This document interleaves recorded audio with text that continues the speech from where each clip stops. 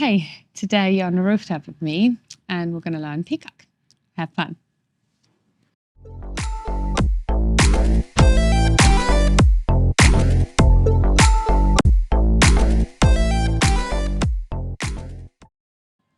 All right, so let's just get into it. Mayurasana or Peacock pose is a posture that you cannot access in one day. It will take a moment. If you do it every day, if you practice every day, you will find after a week or so trying, you will be able to lift up. If you're a total beginner, it's going to take more like 3 weeks. But I was able to do this after coming back from pregnancy. So there's definitely a way it's possible. If you do it every day, you will find the strength. So it's mixed strength between core, back, shoulders, and legs. All right. It's everything. It's a great pose. You're going to start. I do teach it this way. I'm going to show you from the front first. Tuck toes, knees apart, hands in between your knees, but a little bit in the back of the line between the knees. I do like to keep my hands on the fingertips. You can teach or do it in the beginning with the hands flat, fingers facing backwards, right? You're going to bring your elbows in, exhale, all the way onto your abdomen and push on the upper part of your core. It will be uncomfortable, and girls, you're going to have to like squeeze your boobs a little bit, all right? And then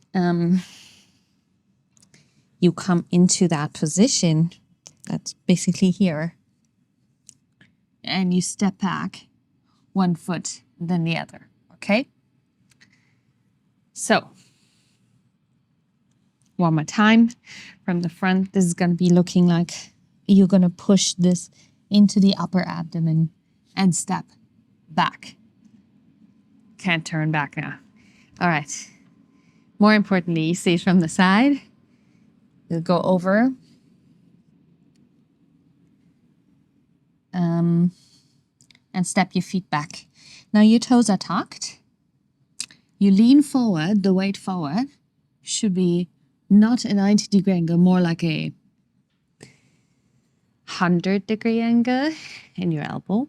So a little bit more wider, because what happens if you keep it a 90-degree angle, you lift up, there's a lot of pushing happening into your wrist, right? So you want to grab the floor if you're flat on the floor. Or you keep your hands on the fingertips. You can even do this on fists, but that's going to be hard to balance. I did do that too quite a bit, but it's harder to balance. Okay, so elbows in, feet back, lift the chest, lean forward, and then lift the legs, lift the chest. Now, the lifting part is the is the part that is hard, right? So what you can do is, there's 2 ways. I like to just learn it by trying to do it and trying to lift in just one leg, maybe both, keeping the chest up. But I know it's quite a bunch of people who like to bring their forehead down. I'm going to teach you the version, but I don't like it. So if you find no way of going up, there is a way that you can try and leverage the weight first forward into your forehead, right? So then you would be coming down with the forehead and trying to learn to lift the legs and eventually lift the forehead. But the problem is you're always going to have to lift your weight off the ground at some point. So I think it's easier. Keep your shoulder blades broad, lifting the chest, lifting from the shoulder strength and the upper spine, and just finding that strength through doing it, and then leveraging the weight forward, and then needing to learn to do it, and then needing to learn to get the chest up again, right? Because otherwise you're going to be all down with the head in the upper chest. But basically, yeah, that's it. So one more time. Knees are apart, toes are tucked, right? Hands are a little bit behind the line between the knees. Elbows go in, squeeze the boobs if you have some. Lift the chest, lean forward, bring the weight forward, and lift your legs as you stretch your whole body forward and back. It's this kind of movement, okay? Good.